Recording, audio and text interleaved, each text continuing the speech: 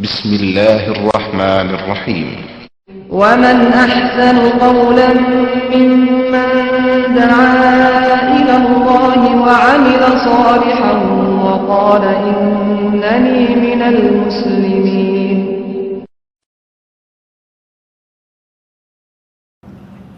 إن الحمد لله نحمده ونستعينه ونستغفره ونعوذ بالله من شرور أنفسنا ومن سيئات أعمالنا من يهده الله فلا مضل له ومن يضلل فلا هادي له وأشهد أن لا إله إلا الله وحده لا شريك له وأشهد أن محمدا عبده ورسوله.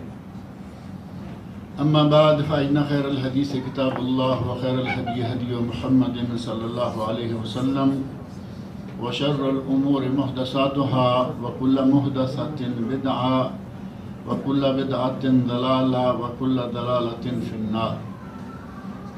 رب اشرح لي صدري ويسر لي أمري واحلل عقدة من لساني يفقهوا قولي. رب أعوذ بك من همزات الشياطين وأعوذ بك رب أن يحضرون. أعوذ بالله السميع العليم من الشيطان الرجيم. والذين اتخذوا من دونه أولياء الله حفيظ عليهم وما أنت عليهم بوكيل. وكذلك أوحينا إليك قرآنا عربيا لتنذر القرى ومن حولها وتنذر يوم الجمع لا ريب فيه فريق في الجنة وفريق في السعير. ولو شاء الله لجعلهم أمة واحدة ولكن يدخل من يشاء في رحمته والظالمون ما لهم من ولي ولا نصير. أم اتخذوا من دونه أولياء فالله هو الولي وهو يحيي الموتى وهو على كل شيء قدير. سورۃ الشورى، جیسا کہ اس سورت کا تعارف پچھلے درس میں کرایا گیا تھا، اور شورا معروف ہے. شورا کیا ہے؟ شورا کا معنی مشورہ. لفظ عربی کا بڑا قریب ہے ہمارے اردو کے لفظ کے، کہ باہم صلاح مشورہ کر لینا چاہیے. تو اس سورت کا نام اسی پر ہے، شورا. اور قرآن کریم میں اللہ رب العزت نے ارشاد فرمایا ہے وَأَمْرُهُمْ شُورَى بَيْنَهُمْ، کہ مسلمانوں کا معاملہ آپس میں مشورہ کے ساتھ ہوتا ہے. اس صورت کا آغاز اللہ رب العزت نے حروف مقطعات سے کیا، الف با تا ثا جیم ہا جو ہیں. تو اس صورت کے شروع میں 5 حروف ہیں، ہا میم عین سین قاف. ان کے بارے میں بھی کچھ تفصیل میں نے ذکر کی تھی کہ جہاں یہ حروف اللہ رب العزت نے کسی سورت کے شروع میں ذکر کیے ہیں، ان حروف کے فوراً بعد قرآن کریم کا کسی نہ کسی حوالے سے وحی ہونا، قرآن، کتاب، ایسا کوئی معنی ضرور موجود ہے جس سے اللہ رب العزت نے عربوں کو چیلنج کیا کہ تم بھی انہی حروف سے اپنا کلام بناتے ہو اور یہ کلام بھی انہی حروف کا مجموعہ ہے. اگر تم میں ہمت ہے تو اس کا مقابلہ کر کے دکھاؤ. اور ابھی آیت جو میں نے پڑھی ہے، آیت نمبر 6، والذین اتخذوا من دونہ اولیاء اللہ حفیظ علیہم. والذین اتخذوا من دونہ اولیاء، وہ لوگ جنہوں نے اللہ کو چھوڑ کر کچھ اولیاء کو پکڑ لیا ہے. اللہ کو چھوڑ کر کچھ اور ہی کارساز اور کچھ اور ہی اپنے کام چلانے والے، اپنے مشکل کشا اور حاجت روا بنا لیا ہے. اللہ حفیظ علیہم، اللہ ان پر نگران ہے. وہ لوگ جو کہ اللہ کو چھوڑ کر دوسروں کو اپنا کارساز مانتے ہیں، دوسروں کو اپنا مشکل کشا مانتے ہیں، دوسروں کو اپنا حاجت روا مانتے ہیں. اللہ رب العزت فرمایا کہ ان پر کون نگران ہے؟ اللہ رب العزت ان پر نگران ہے. اللہ حفیظ علیہ. اور مشکل کشا ماننے والے، حاجت روا ماننے والے، یہ پہلے زمانہ میں مشرکین مکہ تو تھے ہی، آج بھی ہیں یا نہیں؟ آج کے اس ترقی یافتہ دور میں بھی لوگ پتھر کو، لکڑ کو اور ایسی چیزوں کو پوج رہے ہیں، اور قبر کو پوجنا وہ کیسا رہے گا؟ ایک آدمی مر چکا ہے، پچھلے درس میں ذکر کر رہا تھا کہ آدمی چلنے سے عاری ہو گیا، چار پائی پر صاحب فراش ہو گیا، بستر مرگ پر پڑا ہے، کسی کام کا نہیں رہا، اسے وضو کوئی کروائے، اس کا استنجا کوئی کروائے، اس کے منہ میں لقمہ کوئی ڈالے، اور بالآخر اس کے کپڑے اتار کر اسے غسل کوئی دے، پھر کپڑے پہنائے لیکن دو کفن کے کپڑے وہ کوئی پہنائے، اور اپنے کندھوں پہ چار لوگ اٹھا کے اسے قبرستان لے جائیں، قبر میں 5 فٹ زمین کے نیچے دبا کر مٹی ڈال کے واپس آ جائیں۔ تھوڑی دیر پہلے تک جو آدمی اس حد تک لاچار تھا، تھوڑی دیر پہلے تک وہ اپنا ہاتھ، پاؤں، آنکھ کوئی چیز نہیں ہلا سکتا تھا، یہ سمجھ نہیں آتی کہ زمین کے نیچے جاتے ہی اس میں اتنی پاورز کہاں سے آ گئی کہ اب وہ ساری دنیا کے کام کرتا ہے، مشکل کشائیاں، حاجت روائیاں، اولادیں، نوکریاں، بیویاں، کیا کیا کچھ دیتا ہے۔ انسان کی عقل اتنی ماری گئی ہے کہ جسے تم نے اٹھا کے قبر میں ڈال دیا، اب اس سے کیا مانگتے ہو؟ جو تھوڑی دیر پہلے اپنا کچھ نہیں کر سکتا تھا، اب وہ دوسروں کا کیا کرے گا؟ اور مشکل کشاؤں کے تو ابھی پچھلے دنوں بڑے تذکرے ہو رہے تھے۔ حضرت علی رضی اللہ تعالی عنہ کو مشکل کشا، مولا علی مشکل کشا کہا جاتا ہے نا، مولا علی مشکل کشا۔ حضرت علی رضی اللہ عنہ نے اپنے آپ کو یہ نہیں کہلوایا۔ پہلی بات یہ کہ انہوں نے کبھی ایسا نہیں کہا کہ مجھے یہ مانو، مجھے یہ کہو۔ کچھ لوگوں نے یہ کہنا شروع کر دیا، انہیں الہ، الوہیت کے درجے پر فائز کر دیا۔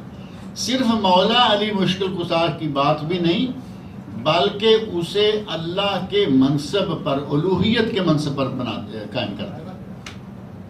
حد سے بڑھاتے گئے، اور پھر یہ کام کیا تھا ایک پارٹی نے جو بہت چھوٹی سی پارٹی ہے، لیکن اس پارٹی نے اس کام کو اتنے زور شور سے کیا، اس کام پر اتنی محنت کی، اس کام کا اتنا پروپیگنڈا کیا کہ آج وہ چھوٹی سی پارٹی اپنی جگہ اور بہت بڑی پارٹی ان کے ساتھ لگی ہوئی ہے۔ شیعہ کی تعداد اس وقت دنیا میں کتنی ہوگی؟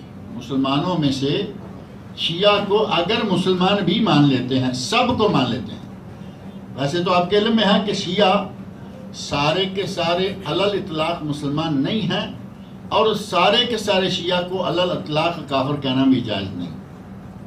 ان میں جن کا عقیدہ کفریہ ہے، یہ بات کئی مرتبہ پہلے ذکر کر چکا ہوں، جن کے عقائد کفریہ ہیں وہ کافر ہیں، اور جن کے عقائد کفریہ نہیں وہ مسلمان ہیں، اور جن کے عقائد کفریہ نہیں وہ بہت تھوڑے لوگ ہیں۔ لیکن چونکہ ہیں ان میں زیدیہ فرقہ ہے، اس کے کچھ لوگ ہیں جن کا اہل سنت کے ساتھ کوئی اختلاف نہیں، نمازوں میں، اذانوں میں، روزے میں، حج میں، زکوٰۃ میں۔ ان کا اختلاف صرف اتنا ہے کہ حضرت علی رضی اللہ عنہ کو پہلے خلیفہ ہونا چاہیے تھے، اور یہ اختلاف کوئی اتنی بڑی بات نہیں ہے، اجتہادی اختلاف ہے۔ ان لوگوں کو مسلمانوں میں شمار کیا جائے گا یقیناً، لیکن وہ لوگ جو کہتے ہیں کہ جبرائیل بھول گئے، آنا تھا علی کے گھر میں وحی لے کے چلے گئے، نبی کے گھر میں وحی لے، جو کہتے ہیں کہ قرآن ناقص ہے، جنہوں نے حضرت علی رضی اللہ عنہ کو الوہیت کے مقام پر فائز کر رکھا ہے، ان کو مسلمان کہنا قطعاً جائز نہیں، اور ان میں اکثریت انہی لوگوں کی ہے، ان میں سے اکثریت انہی لوگوں کی ہے۔ اب سب کو مسلمان مان لیجئے، تب بھی ٹوٹل مسلمانوں میں یہ شیعہ کتنے بنتے ہیں؟ بہت چھوٹی سی مقدار ہے، لیکن ان کا پروپیگنڈا اتنا زور شور سے پچھلا مہینہ اسی کھاتے میں گزرا، دنیا بھر کے ٹیلی ویژن دیکھو، دنیا بھر کی اخبارات دیکھو، ریڈیو دیکھو، ایسے لگتا تھا کہ جیسے ساری دنیا شیعہ ہو چکی۔ ان کا پروپیگنڈا اس قاعدے کے مطابق ہے، جو قاعدہ بڑا مشہور ہے، کہتے ہیں کہ جھوٹ کو اتنا زور سے، اتنی تکرار سے جھوٹ کو اتنا مسلسل بولتے چلے جاؤ کہ لوگوں کو سچ لگنے لگے اور لوگ اسے سچ مان لیں. انہوں نے وہی کام کیا ہوا ہے. حضرت علی رضی اللہ عنہ کے مشکل کشا ہونے کے نظریوں کو اتنے زور سے پیش کیا کہ شیعہ تو شیعہ آج سنی بھی مان رہے. اور سنیوں میں اگر ہم موٹے موٹے اپنے چند مذہبی مکاتب فکر، ہم فرقے نہیں کہتے، مکتب فکر کہہ لیتے ہیں، ذرا تھوڑا محترم سا لفظ ہے، چند مکاتب فکر کا نام لیں تو پہلا مکتب فکر آئے گا حنفی، شافعی، مالکی، حنبلی اور وہابی. کسی کھاتے میں ان کو ڈال لیجئے، 5 ہو گئے. اب آگے جو مکاتب فکر ہیں ان میں سے ہمارے پاک و ہند میں آپ اندازہ کر کے دیکھیں کہ حنفی کہلوانے والی دنیا کتنی ہے. اور ان میں پھر آگے 2 پارٹیاں ہیں. ایک وہ ہیں جو دیوبندی کے نام سے ہیں، ایک وہ ہیں جو بریلوی کے نام سے. یہ دونوں مکتب فکر حنفی ہیں، اور ان میں سے سب سے بڑی بھیڑ جو ہے وہ بریلوی مکتب فکر میں ہے. وہ سارے حضرت علی کو مولا علی مشکل کشا کہتے ہیں، مانتے ہیں. ان کے جلسوں میں یہ نعرے لگائے جاتے ہیں یا نہیں؟ کبھی جلسہ سنا ان کا؟ اچھا کیا نہیں سنا. ان کے جلسوں میں خرافات، ان کے جلسوں میں شرکیات اور ان کے جلسوں میں اس طرح کی چیزیں بہت ہوتی ہیں. اور نعرہ حیدری یہ ہے بڑے زوردار طریقے سے. نعرہ حیدری کیا کہیں گے؟ یا علی. اور نعرہ رسالت یا رسول اللہ. نعرہ تکبیر تو کوئی مارے یا نہ مانے، نعرہ تکبیر کوئی مارے یا نہ مارے، باقی والوں پہ پورا زور ہوتا ہے. یہ ہمارا حال ہے. میں ایک چھوٹی سی بات کر کے اپنی بات کو شروع کرتا ہوں، کیونکہ یہاں وہ ذکر آ گیا جن لوگوں نے اپنے کارساز بنا لیے. اللہ رب العزت نے فرمایا کہ اللہ ان کارساز بنانے والوں پر نگران ہے. وہ جو کچھ کر رہے ہیں ان کے سب کرتوتوں کو لکھ رہا ہے، ان کے سب کرتوتوں کو دیکھ رہا ہے. یہ کارروائیاں یہ ڈال رہے ہیں کہ مولا علی مشکل کشا. ہندوستان میں کسی کو کام ہے مولا علی مشکل کشا، بنگلہ دیش میں کسی کو کام ہے مولا علی مشکل کشا، پاکستان میں کسی کو کام ہے مولا علی مشکل کشا، حاجت روا، مشکل کشا، سارا کچھ مولا علی. میں کہتا ہوں کہ یہ تو بڑی دور جا کے علاقے پڑتے ہیں، اور اب بڑی دیر ہو چکی ہے. حضرت علی رضی اللہ عنہ کو فوت ہوئے 1400 سال کے قریب عرصہ ہو رہا ہے. 1400 سال بہت دیر ہو گئی یا نہیں؟ اور عربوں سے لے کے ہمارے ملک کتنے دور ہیں. درمیان میں سمندر بھی آتا ہے، خشکی کا راستہ بھی ہے، بہت لمبی مسافت ہے. اب اس کی بجائے آپ تھوڑا سا سوچیں کہ دور خلافت راشدہ کے تھوڑا بعد 61 ہجری جب واقعہ کربلا پیش آیا، اپنے بیٹے کی جان بچانے کے لیے آ گئے. ساری دنیا مانتی ہے نا کہ حضرت حسین رضی اللہ عنہ مظلوم شہید کیے گئے، پیاسے شہید کیے گئے. اپنے بیٹے کے لیے نہیں پہنچے، ہندوستان میں کیسے پہنچیں گے؟ 61 ہجری میں نہیں پہنچے، 1400 سال کے بعد اب کیسے پہنچیں گے؟ کسی کا دماغ بھی کام کرتا ہے یا نہیں؟ اس طرف دماغ ہم لگاتے ہی نہیں، اور اللہ رب العزت نے کچھ لوگوں کی مت ماری، دماغ ختم، موف. اتنا ان کے یہاں شرک اور بدعات نے ان کے دماغ میں گھر کر رکھا ہے کہ انہیں صحیح بات سمجھ میں نہیں آتی. اگر وہ مشکل کشا ہوتے تو سب سے پہلے اپنے گھر والوں کی مشکلات کو آسان کرتے. حضرت حسین رضی اللہ عنہ ان کے پورے خاندان کو شہید ہونے سے بچاتے، لیکن نہیں کر پائے. باتیں کرنے کو ہمارے یہاں بعض علماء کرام اور اہل سنت، میں کبھی کبھی کہا کرتا ہوں کہ محرم سے 2 ہفتے پہلے اور 2 ہفتے بعد 4 ہفتے اور 4 ہفتے محرم کے، یہ 8 ہفتے عموماً ہمارے پاک و ہند کے علماء اور خاص طور پر بریلوی مکتب فکر کے علماء جو ہیں ان کے خطبے سننے والے ہوتے ہیں. نہیں پتہ چلتا کہ یہ شیعہ ہیں یا وہ شیعہ ہیں. ذاکر اور مولوی ایک جیسی باتیں، ایک جیسا انداز، اور وہی قصے کہانیاں شیعہ کہہ رہا ہے، وہی قصے کہانیاں بریلوی کہہ رہا ہے۔ مشکل کشا صرف اللہ کی ذات کے، اس سے علاوہ کوئی مشکل کشا حاجت روا نہیں ہے۔ اللہ رب العزت نے فرمایا وَالَّذِينَ اتَّخَذُوا مِن دُونِهِ أَوْلِيَاءَ، وہ لوگ جنہوں نے اللہ کو چھوڑ کر اولیاء بنا لیے، اپنے لیے کارساز بنا لیے، مشکل کشا اور حاجت روا بنا لیے، اللہ حفیظ علیہم، اللہ ان پر نگران ہے، اللہ ان کو دیکھ رہا ہے، اللہ ان کے سارے اعمال اور کرتوتوں کا ریکارڈ مرتب کروا رہا ہے۔ اللہ رب العزت کو ریکارڈ مرتب کروانے کی ضرورت تو بظاہر نہیں ہے، کیونکہ اللہ تو سب دیکھتا ہے، سب جانتا ہے، جہاں جو کچھ بھی ہو رہا ہے اللہ کے علم میں ہے۔ یہ بات طے ہے یا نہیں؟ کائنات کے کسی بھی حصہ میں اگر کچھ بھی ہو رہا ہے اللہ کی نظر میں ہے۔ ہمارے ہاں جو عموماً کہتے ہیں کہ میں اللہ کو حاضر ناظر جان کر قسم کھاتا ہوں، وہ حاضر ناظر انہی معنوں میں ہے اگر عقیدہ صحیح ہے اور آدمی یہ قسم کھائے تو جائز، کیونکہ اس کا عقیدہ یہ ہے کہ اللہ اپنی ذات کے ساتھ ہر جگہ حاضر ناظر نہیں، بلکہ اپنے علم اور اپنی قدرت کے ساتھ ہر جگہ حاضر ناظر ہے۔ اگر یہ عقیدہ ہے، یہ قسم کھاتا ہے، کوئی بات نہیں۔ اور عقیدہ اگر یہ ہے کہ اللہ واقعی موجود ہر جگہ بذات ہی، جیسے کہ ہمارے یہاں پاکستان انڈیا میں یہ عقیدہ سکھلایا جا رہا ہے، اور وہی پاکستان انڈیا کے مدرسین ٹیچر حضرات یہاں ہیں، کبھی کبھی شکایت آتی ہے کہیں سے کہ ہمارے اسکولوں میں ٹیچر یہ سکھلا رہے ہیں کہ اللہ ہر جگہ ہے، جیسا کہ خرافیوں کا، بریلویوں کا اور صوفیوں کا، حتیٰ کہ اس میں دیوبندی بھی شامل ہے۔ سارے احناف کا یہ عقیدہ ہے کہ اللہ ہر جگہ موجود ہے۔ اللہ کہاں ہے؟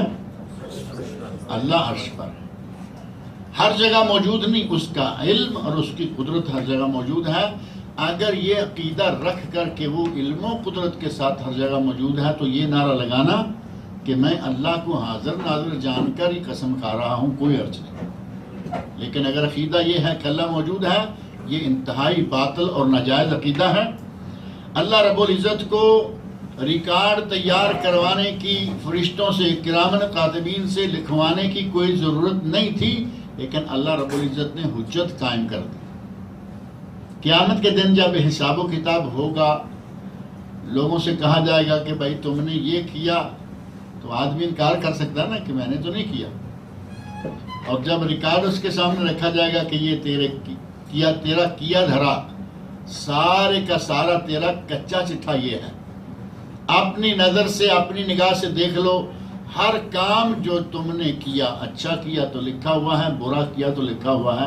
آدمی کے پاس حجت نہیں رہے گی کہ کہے کہ میں نے یہ نہیں کیا۔ اللہ رب العزت کو علم بھی ہے، لیکن ساتھ ہی انسان کے لیے یہ بھی حجت قائم کر دی کہ وہ نگران ہے اور اس کے فرشتے باقاعدہ کام کر رہے ہیں، ہمارا ریکارڈ لکھ رہے ہیں۔ اور جہاں تک ولی کا تعلق ہے، ولی کی تھوڑی سی تفصیل اور بھی ہے، جس کے لیے میں نے پچھلے درس کو یہاں آ کے روک دیا تھا کہ اس میں تھوڑی سی تفصیل طلب بات ہے۔ لفظ ولی، ہمارے یہاں اولیاء اللہ مشہور ہے نا، کہ اولیاء اللہ یا ولی اللہ۔ ایک تو ولی اللہ وہ ہے جو کہ واقعی اللہ کا ولی ہے، اور اللہ کے ولی ہیں یہ نہیں دنیا میں، اللہ کے ولی دنیا میں ہیں، اور اللہ کے ولی وہ ہیں جو صاحب عقیدہ صحیحہ، صحیح عقیدے کا عامل اور صحیح توحید پر چلنے والا ہر شخص باذن اللہ ولی۔ عقیدہ صحیح ہے، عمل صحیح ہے، وہ ولی ہے۔ لیکن اگر کوئی یہ کہے کہ عقیدہ بھی یہ ہو کہ اللہ ہر جگہ موجود، عقیدہ یہ ہو کہ مولا علی مشکل کشا، عقیدہ میں ساری خرافات اور شرکیات بری ہوئی ہوں، اور اس کو ولی مان لیں، اور اسی پر بس نہیں، اس پر مستزاد یہ کہ ولی صاحب کسی چوراہے پر بیٹھے ہوئے ہوں اور کپڑوں سے بھی آری ہوں، ننگے ہوں، اور کہا جائے کہ یہ ولی ہیں، جسے نہائے مہینوں گزر چکے ہوں، جسے اپنی صفائی ستھرائی کی توفیق نہ ہو، اسے مان لیں ولی۔ یہ ولی نہیں، یہ ولی نہیں ہے بلکہ یہ شیطان ہے۔ قرآن کریم میں اللہ رب العزت نے شیاطین کے لفظ ذکر کیا کہ یہ طاغوت ہیں، باطل ہیں، شیاطین ہیں۔ لیکن لوگ جن چیزوں کو ولی کے طور پر مانتے ہیں ان میں پھر مختلف عقیدے رکھتے ہیں۔ قرآن کریم کی ایک دو نہیں دسیوں آیات موجود ہیں جن میں سے میں نے بعض کی نشانی بھی لگائی ہوئی ہے کہ اولیاء جن کو مانا جاتا ہے ان میں سے ایک قسم یہ ہے کہ وہ ان کے کہنے پر چلتے ہیں، جو کام کریں گے ان کے کہنے پر کریں گے۔ جن کو اپنا ولی مان لیا، اپنا پیر مان لیا، اب جو کام کریں گے ان کے کہنے پر۔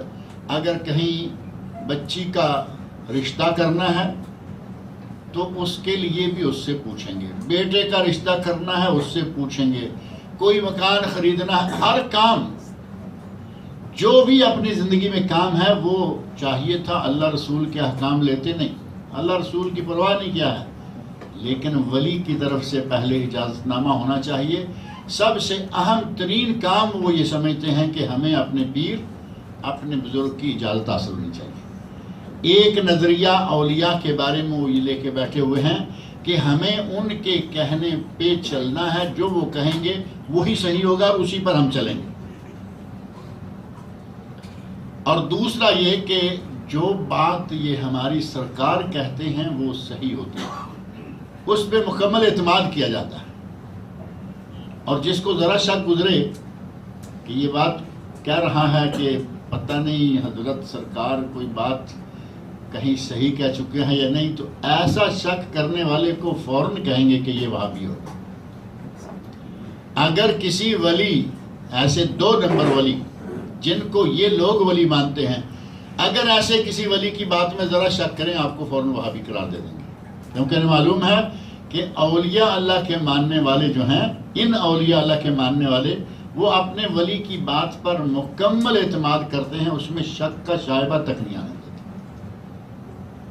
یہ بھی ولیوں کی ایک ورائٹی ہے، یا جن کو ولی مانتے ہیں ان میں ایک بیماری یہ بھی شامل کی جاتی ہے کہ جو کچھ بھی یہ کہیں گے ہم اسی پر اعتماد کریں گے، اس کے آگے پیچھے کوئی نہیں، اور یہ کوئی غلط بات نہیں کہہ سکتے۔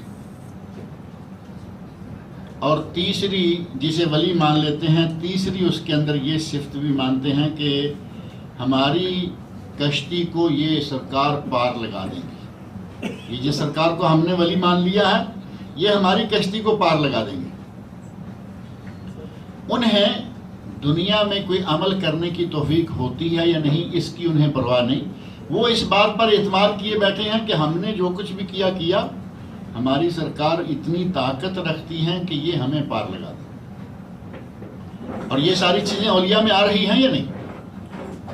اور چوتھی ایک اہم چیز جو اولیاء کے ساتھ خاص کی جاتی ہے، مانی جاتی ہے، ان کو اپنے لیے حاجت روا اور مشکل کشا مانا جاتا ہے۔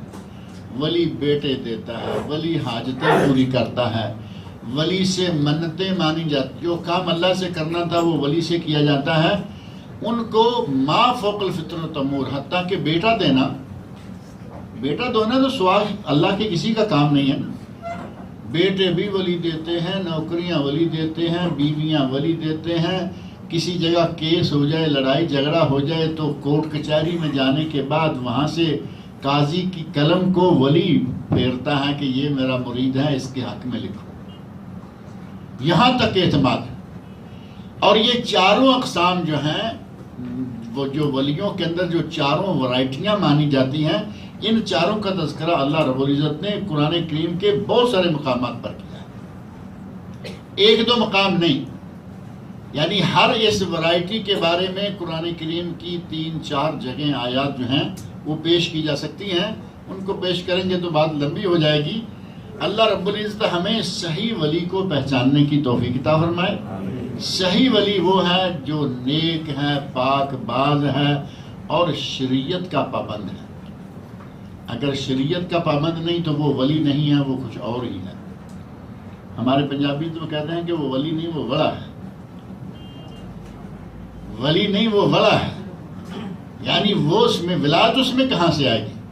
جو آدمی پاک رہتا نہیں، جو کتاب و سنت پہ عمل نہیں کرتا، نہ اللہ کی مانتا ہے نہ قرآن کی مانتا ہے، دنیا میں وہ چاہے فضاؤں میں کیوں نہ اڑتا پھر رہا ہوگا، وہ شیطان ہے، وہ ابلیس ہے، وہ باطل طاغوت ہے، اور لوگ اس کی پوجا کر رہے ہیں، اس کو ولی مان رہے ہیں۔ ہمیں چاہیے کہ آدمی کو پرکھیں، پہچانیں، کیا یہ کتاب و سنت پر عمل کرنے والا ہے، تو پھر اس سے کوئی بات پوچھیں۔ لیکن بات بھی کون سی پوچھیں؟ جو ولی صاحب یا نیک یا عالم دین کے بس میں ہے، فتویٰ پوچھیں، مسئلہ پوچھیں، اولاد کی دعا کروائیں، لیکن اس سے اولاد نہ مانگیں۔ مشکل یہ ہے کہ جو کام کروانا جائز ہے وہ نہیں، بلکہ اس سے اولاد مانگیں گے کہ تو اولاد دے۔ وہ تو آج قبر میں پڑا ہے، کبھی وہ زندہ بھی ہوتا تو یہ بات اس کے بس میں نہیں تھی۔ لیکن ہمارے یہاں ایک ڈگر لگی ہوئی ہے، وہ اسی کے پیچھے چلے جا رہے ہیں۔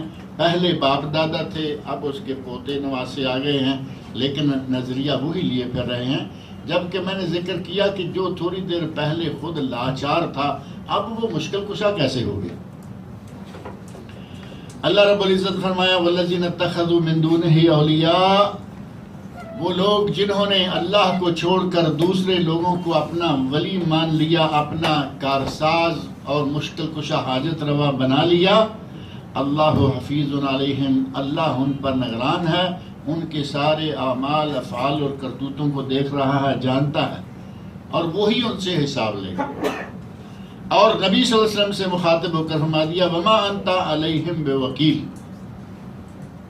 نبی اکرم صلی اللہ علیہ وسلم کو صاف طور پر کہہ دیا کہ اے میرے نبی، آپ ان کے ذمہ دار نہیں ہیں، وہ شرک کر رہے ہیں،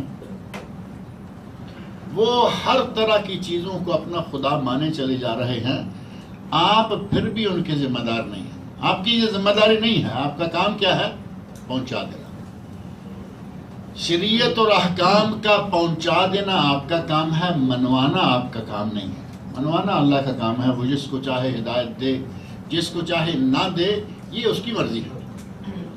نبی اکرم صلی اللہ علیہ وسلم کو اللہ رب العزت نے صاف طور پر بتا دیا، اور اسی کے حوالے سے مشرکین مکہ کو بھی پیغام دے دیا، دنیا بھر کے مشرکین کو پیغام دے دیا کہ میرے نبی کی ڈیوٹی یہ نہیں ہے، میرے نبی کی ڈیوٹی یہ نہیں ہے کہ تم جو کچھ کرو تمہاری باز پرس بھی کرے، بلکہ یہ ڈیوٹی اللہ رب العزت کی ہے۔ اللہ نے ان پر اپنی نگرانی رکھی ہوئی ہے، اور نبی کا کام یہ ہے کہ وہ ان کو پیغام پہنچا دے۔ فرمایا کہ آپ وما انت علیہم بوکیل، اے میرے نبی، آپ ان کے ذمہ دار نہیں ہیں۔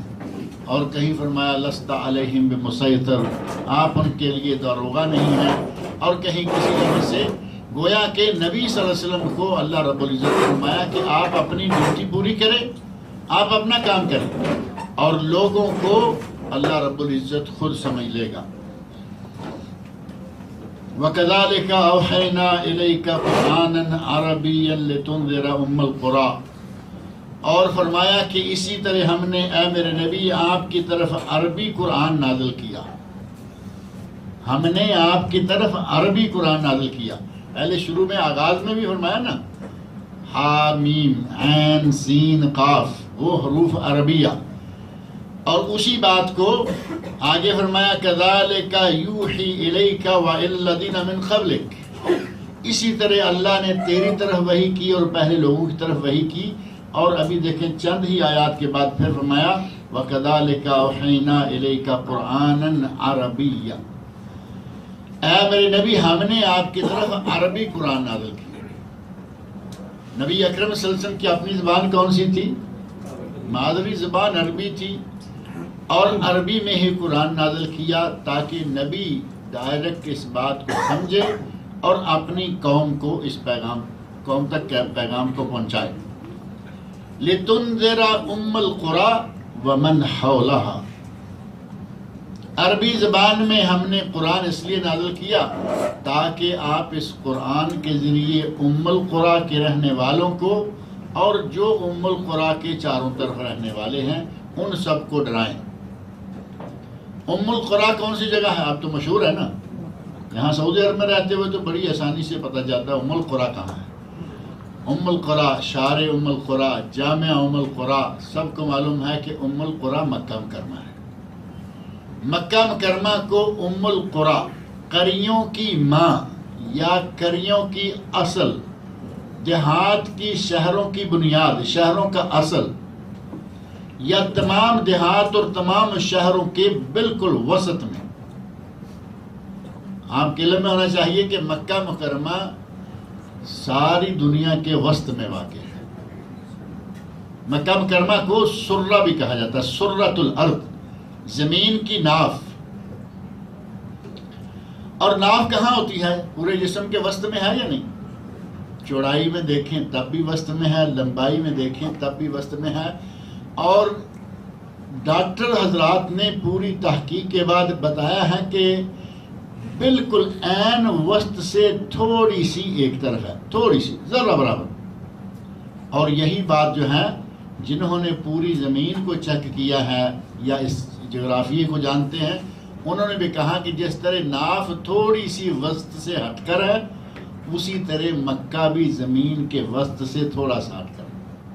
اب تھوڑے سی کی تو کوئی حیثیت نہیں ہوتی، اسی لیے مکہ مکرمہ کو کہا گیا سرۃ الارض کہ یہ گویا زمین کی ناف ہے، اور ام القریٰ کہا گیا کہ یہ اس تمام شہروں کے وسط میں واقع ہے.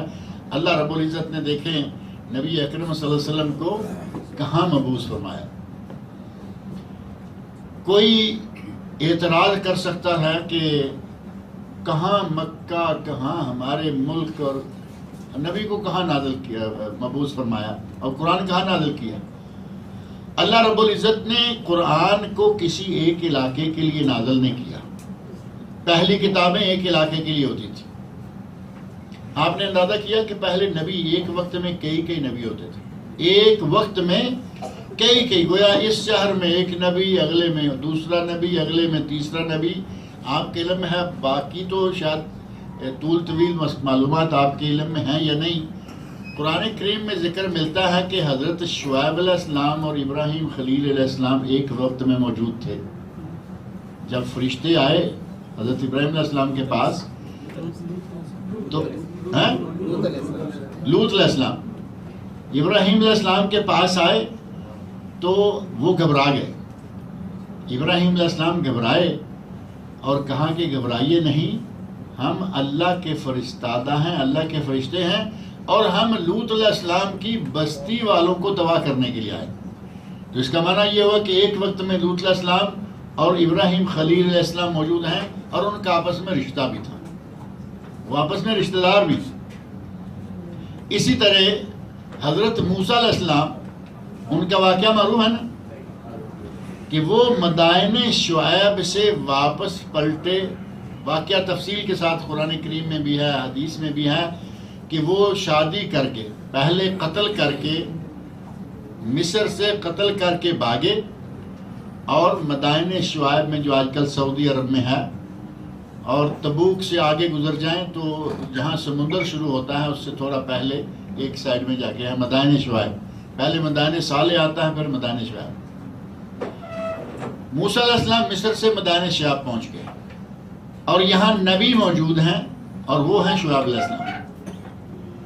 ان کے یہاں 10 سال تک بکریاں چرائیں، اور یہ 10 سال بکریاں جو ہیں یہ حق مہر کے طور پر چرائیں. حق مہر کے لیے اگر کوئی بڑی رقم دیتا ہے تو کوئی حرج نہیں، لیکن یہ نہ ہو کہ وہ بڑی رقم قرضے اٹھا کے اور سارے گھر والوں کو پریشان کر کے کہے کہ جی اتنی رقم حق مہر. اگر توفیق ہے کہ آدمی ملٹی ملینر ہے اور وہ لاکھوں حق مہر دیتا، کوئی حرج نہیں. لیکن ہمارا پرابلم یہ ہے کہ جب حق مہر کی باری آئے گی تو کہیں گے جی مہر محمدی لکھ دیں. مہر محمدی جو 1400 سال پہلے مہر تھا، اور وہ ہمارے پاکستان میں تو 32.5 روپے ہیں. 32.5 33 پورے نہیں کیے، 32.5. آج کل میرا خیال 1 ریال اس کے قریب پہنچا ہوا ہے. جب مہر دینے کی باری آئے تو مہر محمدی، اور جب عمل کرنے کی باری آئے تو پھر محمدی شریعت کہاں ہے، نبی صلی اللہ علیہ وسلم کے ارشادات کہاں ہیں، وہ سارے کے سارے گئے.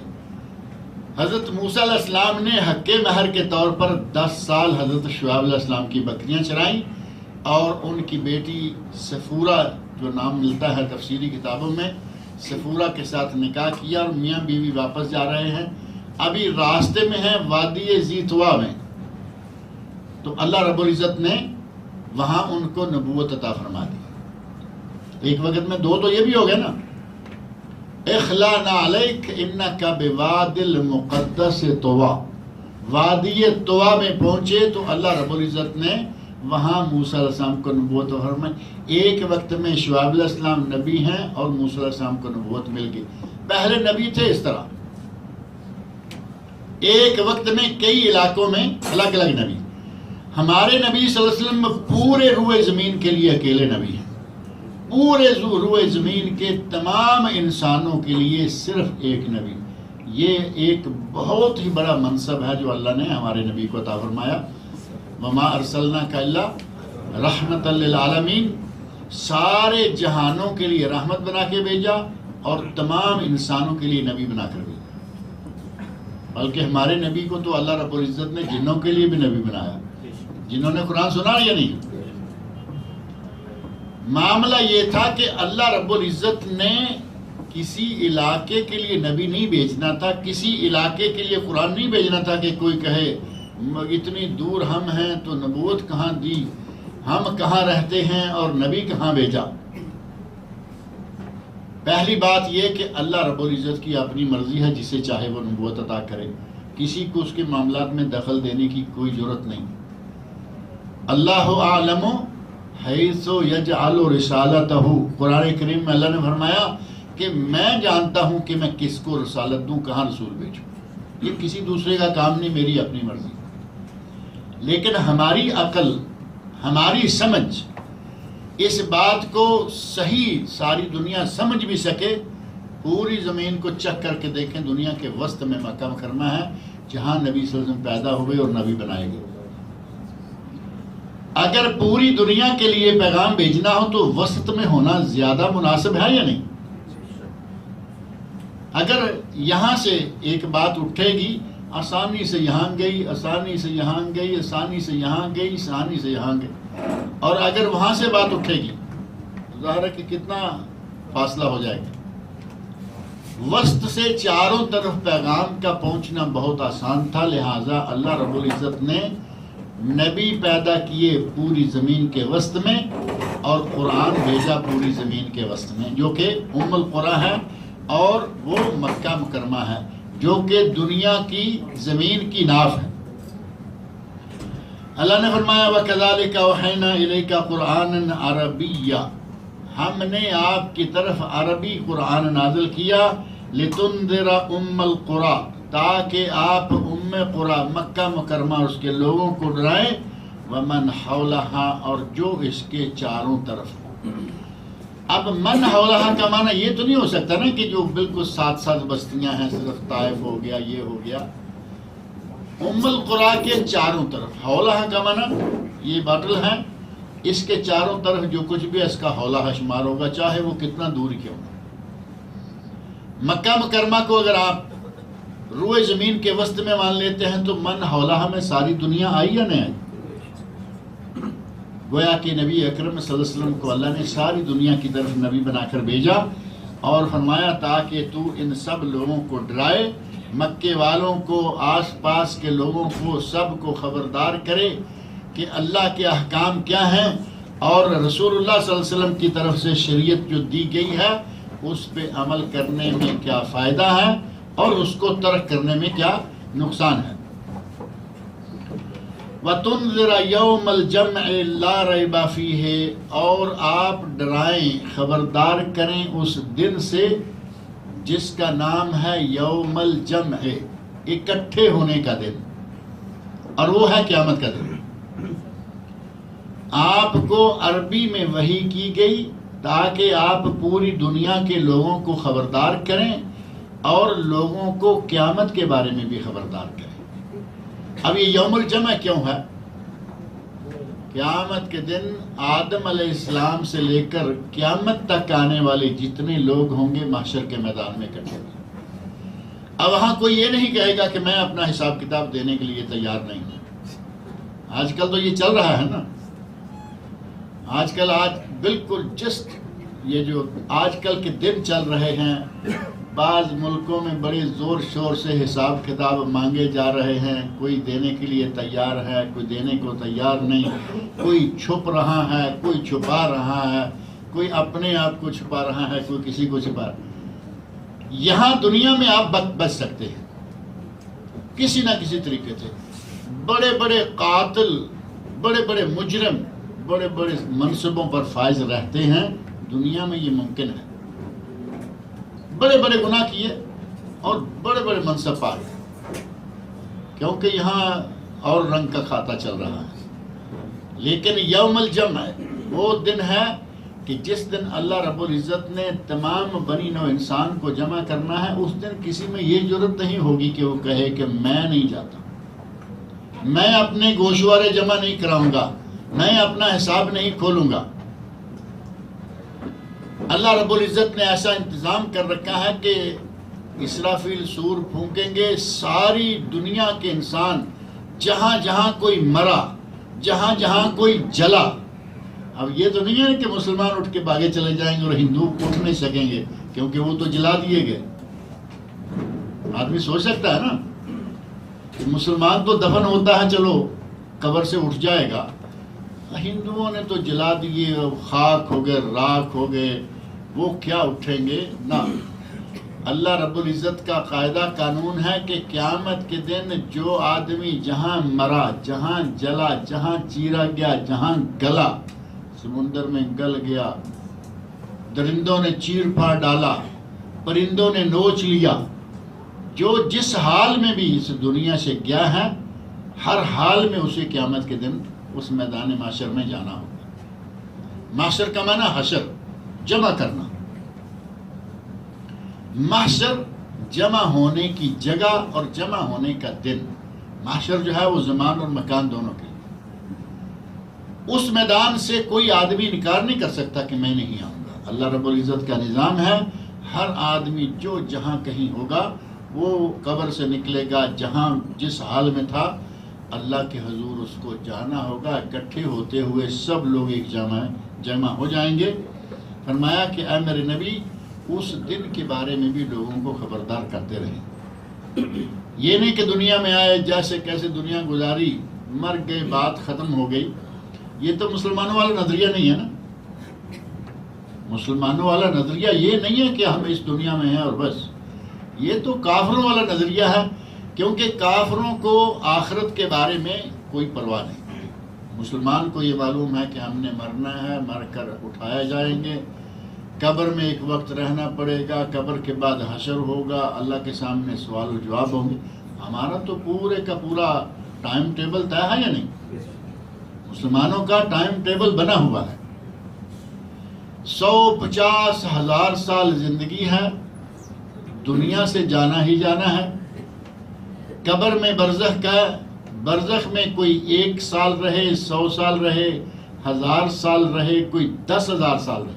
جو آدم علیہ السلام کے زمانے کے فوت شدہ ہیں، ان کی برزخ دیکھیں کتنی لمبی ہو رہی ہے، قیامت تک ان کی زندگی برزخ کی زندگی۔ برزخ کی زندگی ہر کسی نے گزار کے جانا ہے، یہ طے ہے۔ اور آگے حشر کا میدان آ جائے گا، سب نے وہاں جمع ہونا ہے، یہ طے ہے۔ اور اس کے آگے پھر اپنے اپنے عملوں کے حساب سے کوئی اصحاب یمین میں سے ہے جنت میں جائے گا، اصحاب شمال میں سے ہے جہنم میں جائے گا۔ ہمارا گوشوارہ، ہمارا ٹائم ٹیبل طے ہے۔ لیکن کافروں کو آخرت کی کوئی فکر نہ ہونے کی وجہ سے اللہ رب العزت نے ارشاد فرمایا کہ میرے نبی، لوگوں کو جمع ہونے کے دن، قیامت کے دن سے بھی خبردار کر دیں کہ تمہیں ایک دن اللہ کے سامنے کھڑے ہونا ہوگا۔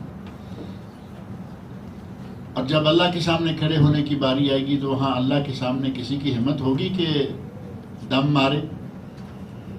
یہاں آپ دیکھتے ہیں کہ بادشاہ کو بھی لوگ جل دے جاتے ہیں، بادشاہ کو بھی دھوکہ دے جاتے ہیں۔ وقت کا حاکم ہے، دھوکہ دے گئے، کوئی کہیں نکل گیا، ان کو کئی لوگ نکالنے والے ہوتے ہیں۔ ملک کے اندر جرائم جمع ہو گئے، پتہ لگ گیا کہ یہ اب پھانسی چڑھایا جائے گا، پتہ چلتے ہی وہ دوسرے ملک میں نکل گئے، دوسرے ملک میں مزے کے ساتھ جا کے بیٹھ گئے۔ اور اسے دوسرے ملک میں پہنچانے والے بھی کچھ نہ کچھ لوگ ہوتے ہیں۔ آخر ایئرپورٹوں سے، سی پورٹوں سے کسی نہ کسی راستے سے گزر کے گیا ہے، اس کے لیے سارے راستے بند تھے لیکن وہ چلا گیا، کیونکہ یہاں ہمارے یہاں 2 نمبر کارروائی جو ہے وہ بڑی مشہور ہے، وہاں کوئی 2 نمبر کارروائی نہیں ہوگی۔ جو جیسا عمل کرے گا وہ اس کے سامنے آ جائے گا، اور ہر شخص کو اپنے اپنے عمل کا حساب دینا ہوگا۔ اگر عمل اچھے ہوں گے تو وہاں مزے کے ساتھ گزرنا شروع ہو جائے گی، اور اگر عمل اچھے نہیں ہوں گے تو وہاں یہ نہیں ہوگا کہ یہاں جرائم کیے دوسرے ملک میں جا کے بیٹھ گیا، وہاں یہ راستے ہی نہیں۔ اللہ رب العزت نے وہ سارے راستے بند کر رکھے۔ فرمایا فریق فی الجنہ و فریق فی السعیر، ایک جماعت جنت میں جائے گی اور ایک جماعت جہنم میں۔ وہاں صرف 2 ہی جماعتیں ہوں گی، 2 ہی پارٹیاں ہوں گی، ایک پارٹی جہنم اور ایک پارٹی جنت۔ 10 20 50 پارٹیوں والا وہ میدان نہیں ہے، وہاں 2 پارٹیاں ہیں، یا جنتی ہوں گے یا جہنمی ہوں گے۔ اور اللہ رب العزت نے فرمایا کہ اگر عمل اچھے ہیں، جنت میں تو وہی جائے گا نا، اگر عمل اچھے ہیں تو اس فریق کو، اس جماعت کو، اس گروہ کو اللہ جنت عطا کرے گا، نعمتوں میں مزے لوٹے گا۔ وفریق فی السعیر، اور جن کے عمل اچھے نہیں رہے، دنیا میں وہ من مانی کرتے رہے، اللہ کے احکام، رسول اللہ صلی اللہ علیہ وسلم کے ارشادات پہ عمل نہیں کیا، ان کا ٹھکانہ آخر میں جہنم میں ہوگا۔ وَلَوْ شَاءَ اللَّهُ لَجَعَلَهُمْ أُمَّةً وَاحِدَةً،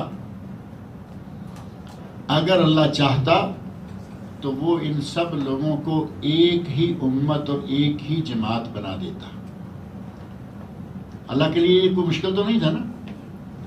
آج کتنا لمبا چوڑا کھاتا ہو گیا جماعتوں کا، فریقوں کا، دھڑوں کا۔ کافر سارے کے سارے آپ ایک طرف چھوڑ دیجئے، مسلمانوں کو دیکھیں، کیا مسلمان ایک جماعت ہیں؟ مسلمان ایک امت رہے ہیں؟ خود مسلمان ایک امت نہیں رہے۔ اور نبی صلی اللہ علیہ وسلم اس بات کی پہلے سے پیش گوئی کر کے گئے ہیں۔ آپ نے ارشاد فرمایا افترقت الیہود علی 71 فرقہ، یہودی 71 فرقوں میں تقسیم ہو گئے۔ وافترقت النصارى علی 72 فرقہ، عیسائی 72 فرقے ہو گئے۔ وستفترق امتی علی 73 فرقہ، میری امت 73 فرقوں میں بڑھ جائے گی۔ کلھا فی النار الا واحدہ، سارے جہنم میں جائیں گے سوائے ایک۔ اللہ ہمیں اس ایک میں سے بنا لے۔ جنت کی طلب ہے نا سب کو۔ اللہ کے نبی فرما رہے ہیں سارے جہنم میں جائیں گے سوائے ایک۔ اور جب باری آئی یہ کہنے کی، یہ بتانے کی کہ وہ ایک کون سی ہوگی، تو کیا کہا؟ نام لیا جماعت کا۔ اللہ رب العزت نے نام لے کر، نبی صلی اللہ علیہ وسلم نے نام لے کر تعارف نہیں کروایا کہ اس جماعت کا لیبل لگا کر جو آئے گا وہ جنت میں جائے گا، بلکہ نام کی بجائے کام بتا دیا کہ وہ کیا کام کر کے آئے گا اور جنت میں جائے گا۔ اور کام بتایا ما انا علیہ و اصحاب، جن کا عمل کیا ہوگا، جو عمل آج میرا اور میرے صحابہ کا۔ اب نبی اکرم صلی اللہ علیہ وسلم کے عمل کے مطابق عمل رہے یا صحابہ کرام کے عمل کے مطابق عمل رہے، تو پھر سمجھیں کہ وہ جماعت فرقہ ناجیہ ہو سکتی ہے یا نہیں۔ فرقہ ناجیہ کے نام کی کتابیں بھی موجود ہیں کہ فرقہ ناجیہ کون سی جماعت ہے، فرقہ ناجیہ کون لوگ ہیں، وہ پارٹی کون سی ہے، وہ فرقہ کون سا ہے جو کہ نجات پانے والا ہے۔ اس قسم کی جتنی بھی کتابیں دنیا میں ہیں ان سب کی بنیاد میں یہی حدیث ہے، کلھا فی النار الا واحدہ، اور وہ جن کا کام یہ ہوگا جو میں کر رہا ہوں اور میرے صحابہ کر رہے ہیں۔ آپ نے کسی کا نام نہیں۔ اور آج اگر کوئی شخص، آپ جماعت کو بھی چھوڑ دیں، اگر کوئی شخص ما انا و اصحابی پر عمل کر رہا ہو تو کیا آپ محسوس کر سکتے ہیں کہ اس کا نام کیا ہو سکتا ہے؟ اللہ کے نبی نے نام نہیں بتایا۔ جو آدمی قرآن کریم اور نبی صلی اللہ علیہ وسلم کی حدیث اور صحابہ کرام کے عمل کے مطابق عمل کرتا ہے، آج اگر ڈھونڈا جائے تو اس کا نام اتنا مشکل تو نہیں ہے نا، بلکہ میں سمجھتا ہوں کہ آپ کو بھی ڈھونڈنے کی ضرورت نہیں ہے، آپ یہ کام کر کے دکھائیے، آپ کو لوگ نام دیں گے۔ کام آپ کیجئے، نام لوگ بتائیں گے کہ تم کون، اور اس کا اندازہ کئی لوگوں کو ہوا ہوگا۔ یہاں سے آپ اللہ رب العزت کی توفیق سے دین سیکھ لیتے ہیں، سیکھ کے جاتے ہیں، اپنے ملک سے سیکھ کے آئے، لیکن یہاں سے جانے کے بعد آپ نے ایک علاقہ بدلا جہاں پہلے آپ نہیں تھے۔ نئے لوگوں کو معلوم نہیں ہے کہ یہ پہلے کیا تھا اب کیا، انہیں پتا کہ یہ سعودی عرب سے کچھ سیکھ کے آ گیا ہے۔ آپ مسجد میں جا کے رفع دین کریں، رفع دین سنت رسول ہے یا نہیں؟ سنت رسول ہے۔ آپ ہاتھ ذرا تھوڑے اونچے باندھ لیں، ایک نے تو بالکل نیچے باندھے ہوئے ہیں، تحت سرہ، زیر ناف، آپ نے تھوڑے اونچے کر لیے، سنت رسول سے ثابت ہے یا نہیں؟ فوق السرہ یا اعلی سرہ، بلکہ اعلی صدر، صحیح حدیث میں الفاظ موجود ہیں، وضع رسول اللہ صلی اللہ علیہ وسلم یدہ الیمنی علی الیسری علی صدرہ، نبی صلی اللہ علیہ وسلم نے اپنا دایاں دست مبارک اپنے بائیں پر رکھا اور اپنے سینے پر رکھ لیا۔ صحیح حدیث میں یہ الفاظ موجود ہیں۔ اب سینے کے اوپر رکھنے کے لیے کئی لوگ یہاں آ جاتے ہیں، میں ابھی کل پرسوں بھی کسی کو نماز پڑھتے دیکھ رہا تھا، یہ کیا سینہ ہے؟ یہ تو گلا ہے نا، یہ گلا ہے، سینہ نہیں۔ سینہ جو ہے اس کی تعیین بھی اللہ رب العزت نے فرما دی، انہا لا تعمى الابصار ولكن تعمى القلوب التي في الصدور، ان کی آنکھیں اندھی نہیں ہوئی، ان کے دل اندھے ہوئے ہیں جو کہ سینوں میں ہیں۔ تو اس کا مطلب یہ ہوا کہ دل سینہ ہے، اللہ رب العزت نے جگہ بتا دی۔ اب تلاش کیجئے دل کہاں ہے؟ یہاں دل ہے، ہاتھوں کے نیچے دل آئے گا، یہاں دل تو نہیں آئے گا، یہاں تو روٹی گزرنے کا راستہ آئے گا۔ پتہ نہیں کس چیز کو پسند کر کے بیٹھ، لوگوں نے تو کچھ کہنا ہے یا نہیں کہنا، یہ حد سے ہی بڑھ جاتے ہیں، نہ بالکل نیچے لے جائیں نہ بالکل اوپر لے آئیں۔ یہ میں کبھی کیا بہت کہتا رہتا ہوں، یہ جیب جو ہے نا بڑی صحیح جگہ پہ لگائی ہوئی ہے، کسی کیا تجربے کے ساتھ جیب لگائی۔ آپ کا ہاتھ اگر جیب کے اوپر سے گزر جائے، پیسے بھی ذرا دب کے رہیں گے، دل کو بھی گرمی دیتے رہیں گے، ہاتھ بھی صحیح جگہ پہ بچ جائے۔ ہاتھ سینے پہ باندھیں، رفع دین کریں، آمین کی آواز تھوڑی سی، نبی صلی اللہ علیہ وسلم کی نمازوں میں صحابہ کرام آمین آواز سے کہتے تھے یا نہیں؟ ایک ایک نہیں، دو دو نہیں، سینکڑوں صحابہ کی روایت نقل کرنے والے تابعین موجود ہیں، کہتے ہیں کہ میں نے صحابہ کرام کے ساتھ نماز پڑھی، انہوں نے آمین کہی، وَقَانَ لِلْمَسْجِدِ لَلَجَّةٌ، مسجد گونج اٹھی۔ اور یہ گونج آج بھی آپ سن رہے ہیں یا نہیں؟ سب جگہ نہ صحیح، لیکن خلیج کی ساری مساجد میں حرمین شریفین سمیت آمین کہیں، مسجد گونج اٹھے، سنت رسول ہے۔ اب یہ دو چار کام، آپ باقی بہت لمبا کام تو چھوڑ دیں، آپ یہ کہیں گے کہ یہ مزار کچھ نہیں دیتے، دربار کچھ نہیں دیتے، یہ ولی کچھ نہیں دیتے، یہ سرکار کچھ نہیں دیتے، اس کو بھی چھوڑ دیجئے، آپ صرف یہ تین کام کر کے بتائیے سنت رسول کے مطابق ہیں یا نہیں؟ آپ کو نام ملے گا یا نہیں؟ آپ کو اپنا نام رکھنے کی ضرورت نہیں ہے، انشاءاللہ لوگ آپ کو نام دیں گے، اور انشاءاللہ وہی نام ہے جو کہ ہماری نجات کے لیے ضروری ہے اور کافی ہے۔ نبی صلی اللہ علیہ وسلم نے عمل بتایا ہے، کام بتایا ہے، نام نہیں بتایا، اور کام بتایا ہے کتاب اللہ، سنت رسول اور صحابہ کرام کے عمل پر عمل۔ کتاب اللہ سنت رسول تو عموماً ایک ہی شمار ہوتے ہیں، کیونکہ دونوں وہی ہیں، وما ينطق عن الهوى ان هو الا وحی یوحی۔ نبی صلی اللہ علیہ وسلم اپنی مرضی سے کوئی بات نہیں کرتے، اللہ کی مرضی سے ہی بات کرتے ہیں، تو معنی یہ ہوا کہ یہ دونوں وہی ہیں، وحیین، کتاب اللہ اور حدیث رسول وہی، اور صحابہ کرام رضی اللہ عنہ کا عمل، اگر اس پر عمل ہے تو انشاءاللہ یہ نجات والے ہیں۔ نام آپ کو مل جائے گا، وہ آپ جانتے بھی ہیں اور جان بھی جائیں گے اگر کسی نے ابھی تک نہیں جانا۔ اللہ رب العزت نے فرمایا فریق فی الجنہ، یہ فریق جنت میں جائے گا۔ اور اس فریق کے اوصاف سمجھ میں آ گئے نا، اوصاف کافی ہیں، نام کی کوئی ضرورت نہیں، کیونکہ نبی صلی اللہ علیہ وسلم نے نام لیا نہیں، ہم نہیں لیتے۔ آپ نے فرمایا کہ وہ ما انا علیہ واصحابی، اور بعض روایات میں ہے ما انا علیہ واصحابی الیوم، میرے صحابہ کا آج، یعنی جو عمل میرا اور میرے صحابہ کا آج ہے، یعنی نبی صلی اللہ علیہ وسلم کے بعد اگر کسی صحابی کا کوئی عمل بدل بھی جاتا ہے تو وہ حجت نہیں رہے گا۔ گویا کہ نبی کی زندگی کے اندر جو صحابہ کا عمل تھا، جو آدمی اس پر عمل کرے گا وہ ناجی ہے، وہ نجات پانے والا ہے، وہ ہوگا فریق فی الجنہ و فریق فی النار۔ اور دوسرا فریق دوسرے کھاتے میں، جو کہ نہ کتاب اللہ کی پرواہ کرے، نہ رسول اللہ کی پرواہ کرے، نہ صحابہ کرام کے عمل کی پرواہ کرے، جو اپنی ہی مرضی کا دین بنا کے بیٹھا ہوا ہے، اس کی شریعت یہ الگ ہے۔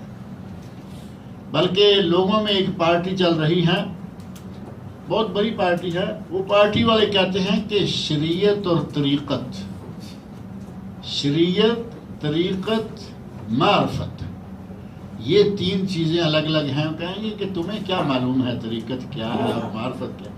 وہ اپنا کھاتا کھول کے بیٹھ جاتے ہیں۔ ہمیں کسی معرفت کی اور کسی طریقت کی ضرورت نہیں ہے، ہمیں شریعت کی ضرورت ہے، کیونکہ کتاب اللہ اور سنت رسول ہی کا نام شریعت ہے۔ یہ طریقتیں، طریقت سمجھ میں آ رہی ہے نہیں؟ تصور میں جو طریقہ شہر وردی ہے، قادری ہے، نقش بندی ہے، یہ طریقت ہے، ہمیں ان طریقتوں کی ضرورت نہیں ہے۔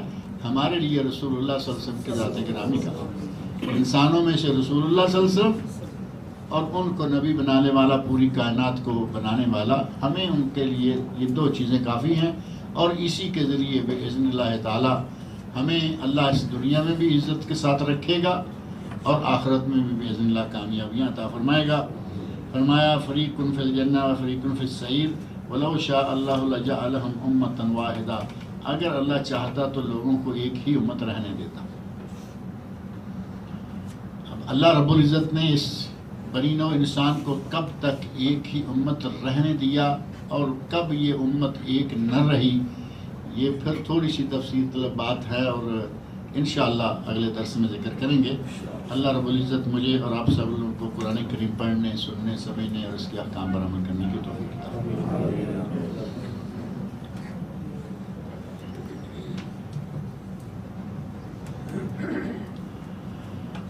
کوئی سوال ہو درس سے متعلقہ یا کوئی دوسرا تو؟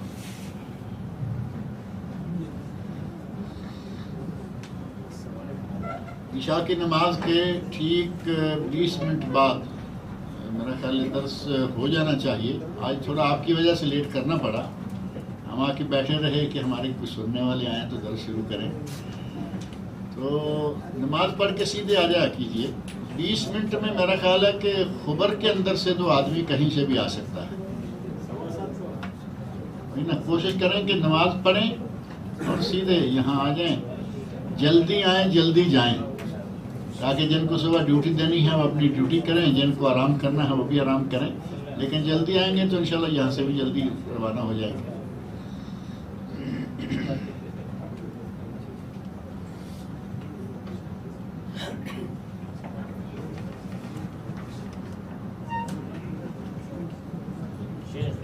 سوال یہ تھا کہ دعویٰ ایک اہم فریضہ ہے یا کر سکتے یا نہیں کر سکتے، جس کو آتا نہیں ہے؟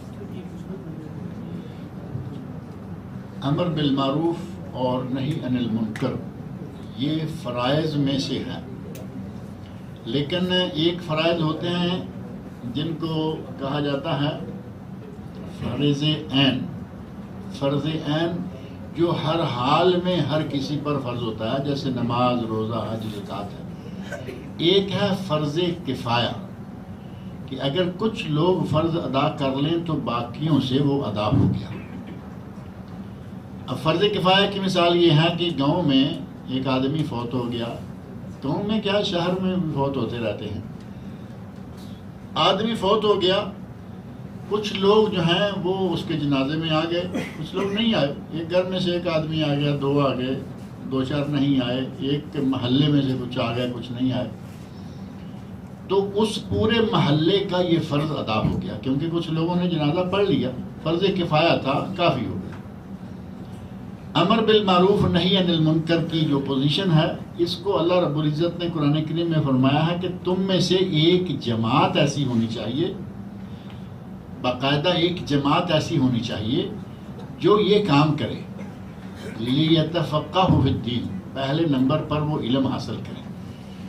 اب اس کا معنی یہ ہوا کہ علم کی ڈگری حاصل کرنا یہ ہر کسی کے لیے فرض نہیں ہے، حالانکہ مشہور ہے حدیث طالب العلم فریضۃ علی کل مسلم، علم حاصل کرنا ہر مسلمان پر فرض ہے، لیکن پورے علم کی ڈگری یا کم از کم جو دنیا میں مروج ہے، پورا علم تو اللہ کو ہی ہے، جو دنیا میں مروج ہیں 8 سال کا کورس، 10 سال کا کورس، یہ سب کے لیے نہیں، ایک جماعت ہونی چاہیے تاکہ وہ علم حاصل کریں اور پھر لوگوں کو پہنچائیں۔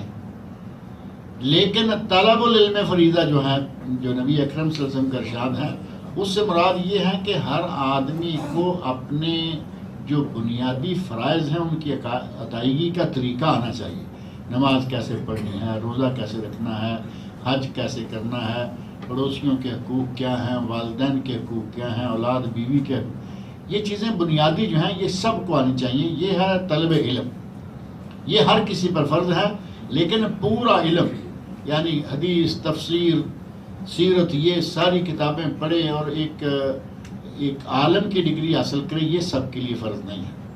اب اس کے ساتھ ریلیٹڈ مسئلہ ہے کہ نبی اکرم صلی اللہ علیہ وسلم نے ارشاد فرمایا من رعا منکم منکرا فلیغیرہ بیدہ، اگر کوئی آدمی کوئی برائی ہوتے ہوئے دیکھتا ہے تو قوت بازو سے روکے، فَإِن لَمْ يَسْتَطِعْ فَبِلِسَانِهِ، اگر وہ قوت بازو سے نہیں روک سکتا تو اپنی زبان سے کم از کم اس برائی کے خلاف زبان اٹھائے، آواز اٹھائے، کہے تو صحیح۔ فَإِن لَمْ يَسْتَطِعْ فَبِقَلْبِهِ وَذَلِكَ ضَعْفُ الْإِيمَانِ، اگر اتنا بھی نہیں کر سکتا تو کم از کم اس برائی کو اور برائی کرنے والے کو دل سے برا سمجھے، اور یہ ایمان کا کمزور ترین درجہ ہے۔ لیکن ہر حال میں برائی کو روکنے کی ایک شکل یہاں موجود ہے۔ اب آدمی برائی دیکھے اور خاموش بیٹھا رہے، نہیں، امر بالمعروف اور نہی عن المنکر کا یہ فریضہ ادا کرنا چاہیے، اور نبی صلی اللہ علیہ وسلم نے بعض احادیث میں بڑی سختی کے ساتھ فرمایا کہ اگر لَتَأْمُرُنَّ بِالْمَعْرُوفِ، تم پہ ضروری ہے کہ نیکی کا حکم دو، وَلَتَنْهَوُنَّ عَنِ الْمُنْكَرِ، اور ضروری ہے کہ برائیوں سے لوگوں کو روکو، اگر یہ کام نہیں کرو گے تو آپ نے بڑی وعیدیں سنائیں کہ تمہیں یہ ہو جائے گا، تمہیں یہ کر دیا جائے گا۔ لہٰذا امر بالمعروف کے لیے، نہی عن المنکر کے لیے ہر کسی کو اپنی ذمہ داری پوری کرنی چاہیے، لیکن جیسا کہ میں نے عرض کیا ہر کسی کا اپنا اپنا ایک دائرہ کار ہے، ہر کسی کی اپنی ایک ذمہ داری ہے اور اس کی حدود ہے، لیکن یہ کہ یہ کام صرف مولوی ہی کریں گے یہ غلط بات ہے، یہ کام مولویوں کا نہیں ہے، یہ میرا آپ کا ہر کسی کا کام ہے کہ جہاں برائی دیکھیں اس کو روکنے کی کوشش کریں، جو اللہ نے صحیح کتاب و سنت کی تعلیم میں سے تھوڑا سا بھی حصہ دیا ہے وہ آگے پہنچائیں۔ اب قصے کہانیاں ہم روز سینڈ کرتے رہتے ہیں، بلکہ جو غلط سلط باتیں ہیں وہ شیئر کرتے ہیں، قرآن کی آیت آ جائے وہ شیئر نہیں کرتے، تو قرآن میں سے ہے، اور وہ جو بات آئی ہے وہ غلط ہوگی، پرلے درجے کی، اور کسی لفنگے کی اٹھائی ہوئی عجیب سی بات ہوگی جس میں کہیں کتاب و سنت کا ذکر بھی نہیں آئے گا، اس کو فوراً آگے بھیجیں گے، اتنی مزیدار لوگ پڑھیں گے، شیئر کرتے ہیں۔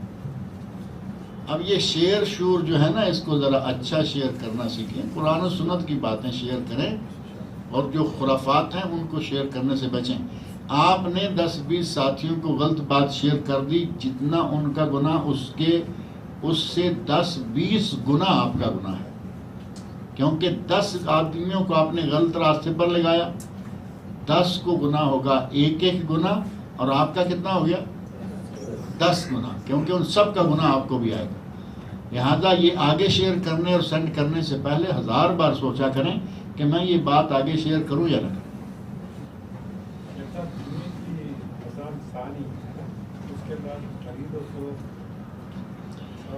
پہلی اذان ہے جو کہ مختلف جگہوں پر مختلف اوقات میں کہی جاتی ہے۔ ہمارے پاک و ہند میں پہلی اور دوسری اذان میں تھوڑا فرق ہوتا ہے، 10 15 20 منٹ کے اندر اندر، اور کہیں کہیں یہاں بھی ہے، لیکن عموماً پوری خلیج کے ملکوں میں پہلی اذان کم از کم جمعہ شروع ہونے سے 1 گھنٹہ پہلے دی جاتی ہے۔ وہ ہوتی ہے کہ تیاری کر لو، نہا لو، دھو لو، کپڑے پہن لو، ٹوپی استری کر لو، وغیرہ وغیرہ۔ اور دوسری اذان ہوتی ہے اس کے ساتھ ہی خطبہ شروع ہو جاتا ہے، اور خطبہ شروع ہوتے ہی اور تو اور فرشتے بھی اپنا دفتر لپیٹ لیتے ہیں۔ حدیث معروف ہے نا وہ کہ فرشتے بھی اپنے دفتر لپیٹ کر خطبہ سننے بیٹھ جاتے ہیں۔ علماء کرام نے جو سورہ جمعہ میں بھی ہے، فَاسْعَوْا إِلَىٰ ذِكْرِ اللَّهِ إِذَا نُودِيَ لِلصَّلَاةِ مِن يَوْمِ الْجُمُعَةِ فَاسْعَوْا إِلَىٰ ذِكْرِ اللَّهِ وَذَرُوا الْبَيْعَ ذَلِكُمْ خَيْرٌ لَكُمْ إِن كُنتُمْ تَعْلَمُونَ۔ اللہ نے فرمایا کہ جب جمعے کی اذان ہو جائے، اس سے مراد دوسری اذان ہے، پہلی نہیں، کیونکہ پہلی اذان ویسے ہی نبی صلی اللہ علیہ وسلم سے ثابت نہیں، یہ حضرت عثمان رضی اللہ عنہ کے زمانہ سے شروع ہوئی، لیکن چونکہ خلفاء راشدین کا عمل جس پر سارے صحابہ متفق ہو جائیں وہ شریعت ہوتی ہے، یہ بھی ذہن میں رکھیں۔ دوسری اذان جو کہ خطبے والی ہے، اس اذان کے ساتھ ہی اللہ نے فرمایا فَاسْعَوْا إِلَىٰ ذِكْرِ اللَّهِ، اللہ کے ذکر کی طرف اب جلدی آ جاؤ، وَذَرُوا الْبَيْعَ، اور خرید و فروخت چھوڑ دو۔ خرید و فروخت اس اذان کے ساتھ چھوڑ دینے کا حکم ہے۔ اب اگر کوئی خرید و فروخت کرتا رہتا ہے تو اس سے جتنی کمائی ہوگی وہ حرام ہوگی۔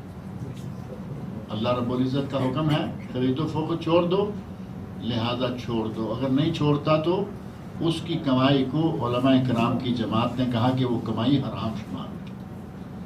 لہذا کوشش کریں کہ دوسرے جمعہ کے بعد یہ خرید و فروخت کی لائن جو ہے وہ ختم ہونی چاہیے۔ ہمارے یہاں تو جماعتیں 5 وقتہ جماعت ہوتی، خرید و فروخت چلتی رہتی، بے نماز آدمی ہے، مسجد کا منہ نہیں دیکھتا، جمعے کی اذان ہوگی، دوسری ہوگی، پہلی ہوگی، اپنی اپنی جگہ ڈٹے ہوئے ہیں۔ یہاں تو ڈنڈے کے ساتھ بند کروا دی جاتی ہیں دکانیں اور یہ وہ۔ ہمارے ملکوں میں دکانیں بھی کھلی ہیں، کاروبار بھی کھلے ہیں۔ بہرحال کوشش کریں کہ اذان کے بعد، دوسری اذان کے بعد کوئی کاروبار نہ کریں۔ مسجد کے باہر خرید و فروخت جائز ہے؟ مساجد کے باہر جو خرید و فروخت ہوتا ہے، مسجد کے باہر جب اذان ہوگی دوسری تو خرید و فروخت بند کریں، اور نماز کے بعد جو کرتے ہیں کرتے رہیں۔ مسجد کے باہر ہے نا، مسجد کے اندر منع ہے۔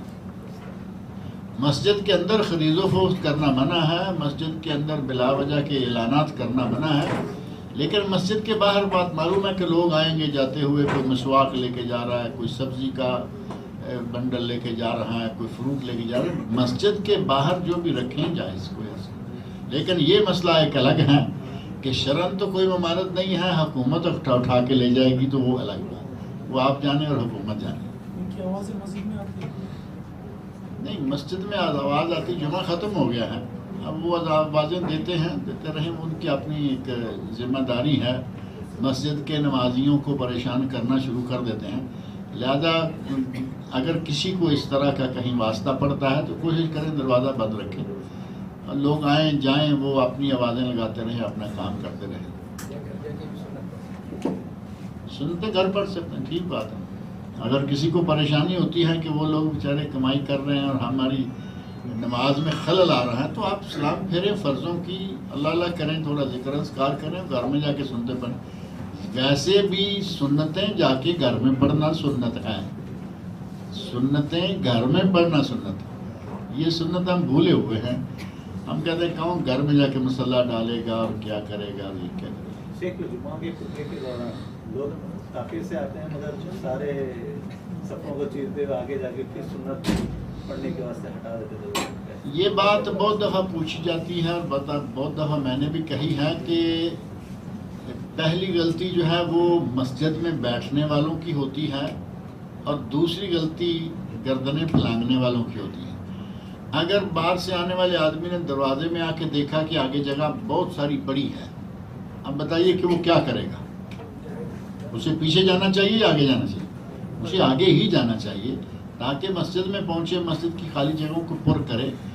پہلی غلطی یہ ہے کہ آپ مسجد میں آئے ہیں، آپ اس وقت تک پچھلی صف میں نہ جائیں جب تک آگے جگہ ہے، دوسری صف تب شروع کریں جب پہلی میں جگہ نہیں رہی۔ مان لیا کہ تھوڑا دور دور بیٹھیں گے کیونکہ ابھی جماعت شروع نہیں ہوئی، کوئی بات نہیں، لیکن ایک یہاں ہے ایک یہاں ہے، درمیان میں ایک آدمی کی جگہ ہے، پیچھے والا وہاں آ کے کھڑا۔ صف بندی کے بارے میں ہماری انتہائی لاپرواہی ہوتی ہے، اس کے نتیجہ میں بہت ساری جگہ بچی پڑی رہتی ہے، لوگ پھر آتے ہیں اس جگہ کے پہنچنے کے لیے۔ اب ظاہر کے اندر کوئی ایسا فلائنگ سسٹم تو ہے نہیں ہے کہ وہ اوپر سے جائے گا اور کسی کا کندھا نہیں پلانگے گا، تو جانا ہے لوگوں کے اندر سے ہی۔ تو جانے والے کو بہرحال یہ چاہیے کہ ذرا احترام کرتا ہوا، پیار سے تھوڑا لفٹ لیتا ہوا جائے اور لوگوں کو روندتا ہوا نہ جائے، کیونکہ کئی لوگوں کی عادت ہے آگے گزرتے ہوئے آبڑ دبڑ بھاگتے ہیں، ساتھ والے کا چاہے کندھا ٹوٹ جائے اس کا پاؤں لگ کے، جب بھاگتے ہوئے جائیں گے جوان آدمی کا پاؤں لگے ذرا زور سے، آگے والا نرم و نازک آدمی ہوگا کندھا اتر گیا۔ آرام سے اچھے طریقے سے اجازت لیتے ہوئے گزر جائیں، انشاءاللہ کوئی حرج نہیں۔ دونوں اگر اپنی ذمہ داری پوری کریں تو انشاءاللہ اس کی نوبت ہی نہیں آتی۔ پہلے خالی جگہ نہ چھوڑیں، پیچھے آنے والا کندھے نہ بنائیں۔ اگر جگہ نہ ہو تو خطبہ سنیں یا سنت کا؟ اگر جگہ ہے یا نہیں ہے، مسجد میں آ گیا اور اس نے مسجد میں آ کے سب سے پہلا کام جو کرنا ہے وہ ہے 2 رکعت نماز پڑھنا۔ اب کہیں رکعتیں پڑھنے کی جگہ بھی اسے نہیں مل رہی، اتنا رش ہے، تو پہلی بات تو یہ ہے کہ پیچھے جہاں کہیں کھڑا ہے وہ مسجد ہی ہوگی، جہاں کھڑا ہے وہ مسجد ہی ہوگی، وہاں تھوڑا اور پیچھے ہو جائے، اور جہاں سے مسجد شروع ہوئی ہے لوگ وہاں تک پہنچے ہوئے ہیں، کسی بھی جگہ اگر اس کو 2 رکعت پڑھنے کی جگہ ملتی ہے تو وہ 2 رکعتیں پڑھ کے بیٹھ جائے۔ اور اگر ایسی جگہ نہیں ہے، کبھی کبھی ایسا بھی ہوتا ہے کہ جہاں تک مسجد کا ایریا لوگ کھڑے ہو چکے ہیں، تو پھر آ کے یہ بھی کھڑا ہو جائے اور دل میں تہیا کر لے کہ آئندہ جمعے میں اس سے تھوڑا اور لیٹ آؤں گا تاکہ جماعت بھی نکل جائے، جان چھوٹی، تھوڑا جلدی پہنچیں گے، باری بھی جگہ اچھی بھی جگہ ملتی جائے گی انشاءاللہ۔ کوشش کیا کریں کہ جمعہ جو ہے تھوڑا وقت پہ نکلے۔ ہمارے ساری رات تاش کھیلتے رہتے ہیں، سب نہ صحیح، کوئی کیرم کھیل رہا ہے، کوئی والی بال کھیل رہا ہے، کوئی کرکٹ کا شوقین ہے، کہیں گے جی صبح چھٹی ہے۔ اب صبح چھٹی کے چکر میں سحری تک، اور کئی ایسے ہیں کہ فجر سے تھوڑا پہلے سوئیں گے، سونا فجر سے پہلے ہے۔ اب جو فجر سے پہلے ساری رات تھکا ہوا کرکٹ کھیل کھیل کے مارا ہوا آیا ہے، یہ جمعے کو کہاں اٹھے گا؟ جمعے کو اللہ رب العزت نے بڑا مقام دیا ہے، ہمیں چاہیے کہ تھوڑا سا جمعے کا حصہ اپنے دل میں رکھیں رات کو، کہ صبح جمعہ ہے اور ہم نے جمعے کے لیے اٹھنا ہے، فجر کے لیے جمعے کے لیے اٹھنا ہے۔ اب اس 2 چیزوں کا حصہ رکھ کے کھیلیے، کوئی بات نہیں، جائز کھیل آپ کوئی بھی کھیلیں، کوئی حرج نہیں ہے، لیکن یہ کہ دل میں رہے جمعہ ہے۔